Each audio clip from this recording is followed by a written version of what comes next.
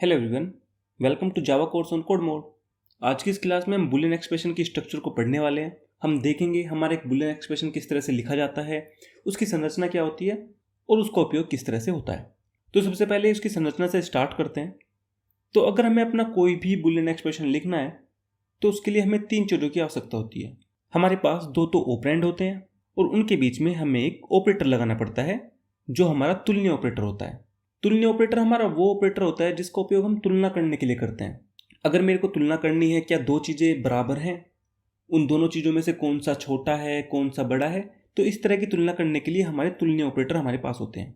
तो सबसे पहले अपने तुलनीय ऑपरेटर देखते हैं ये किस तरह से हैं। तो हमारे पास यहाँ पे 6 ऑपरेटर हैं, बारी बारी से इनको देखेंगे। सबसे पहला जो ऑपरेटर है वो है हमारा इक्वल टू ऑपरेटर। इसका उपयोग हम तब करते हैं जब हमें देखना होता है हमारी दो चीज़ें बराबर हैं या नहीं है।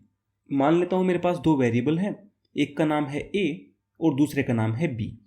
अब मेरे को देखना है ये मेरे दोनों के दोनों वेरिएबल बराबर हैं या नहीं है। तो मैं क्या करूँगा, इनके बीच में एक ऑपरेटर लगाऊंगा जो होता है इक्वल टू ऑपरेटर। मैंने लिखा है कुछ इस तरह से ए इक्वल टू बी। तो अगर मेरे ए और बी इक्वल हो जाएगा तो मेरे को यहाँ से 1 मिल जाएगा, अदरवाइज मेरे को 0 मिलेगा। 1 का मतलब होता है ट्रू, 0 का मतलब होता है फॉल्स। तो अगर मेरे को देखना है मेरे दोनों के दोनों वेरिएबल बराबर हैं या नहीं है तो उसके लिए मैं अपना इक्वल टू ऑपरेटर का यूज़ कर सकता हूँ। यहाँ पे मेरा ए मेरा ऑपरेंड 1 है और मेरा बी ऑपरेंड 2 है। अब अगर मेरे को चेक करना है मेरे दोनों के दोनों वेरिएबल बराबर नहीं है तो मैं यहाँ पे सिंपल अपना नॉट इक्वल टू यूज़ कर सकता हूँ, जैसा हमने यहाँ पे लिखा हुआ है। अब अगर मेरे को चेक करना है मेरा ए मेरा बी से बड़ा है या नहीं है तो उसके लिए भी मेरे पास एक ऑपरेटर होता है जिसका नाम होता है ग्रेटर देन, तो मैं उसको लगा सकता हूँ। इसी तरह मेरे पास लेस देन होता है, मैं लेस देन भी लिख सकता हूँ। इसी तरह मेरे पास greater than is equals to होता है और इसी तरह मेरे पास less than is equals to होता है। तो जब भी मेरे को अपने दो वेरिएबल्स को कंपेयर करना है तो मैं अपने तुलनीय ऑपरेटर्स का यूज़ कर सकता हूँ। अब इसके बाद एक एग्जांपल देखते हैं और वहाँ पे अपना बुलियन एक्सप्रेशन लिखने का ट्राई करेंगे। डिज्नी वर्ल्ड में कम से कम 9 वर्ष के आयु के बच्चे को सवारी करने की अनुमति होती है।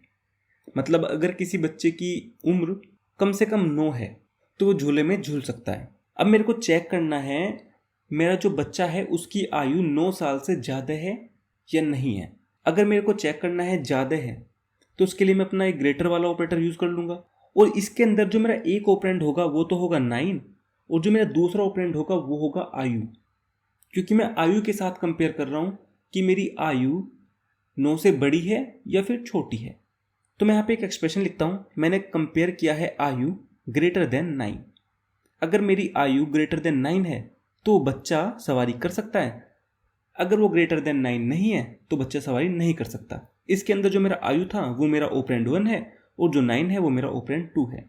तो कुछ इस तरह से मैं अपना एक बुलियन एक्सप्रेशन लिख सकता हूँ। अब इसको हम आगे भी देखेंगे कि हमारा एक बुलियन एक्सप्रेशन किस तरह से लिखा जाता है। यहाँ पे तो हमने केवल इसको थोड़ा सा ऊपर ऊपर से समझने के लिए लिखा है, जब हम आगे देखेंगे तो हम इसको अच्छी तरीके से समझ लेंगे कि हम अपने बुलियन एक्सप्रेशन किस तरह से लिख सकते हैं। आई थिंक आपको समझ आया होगा।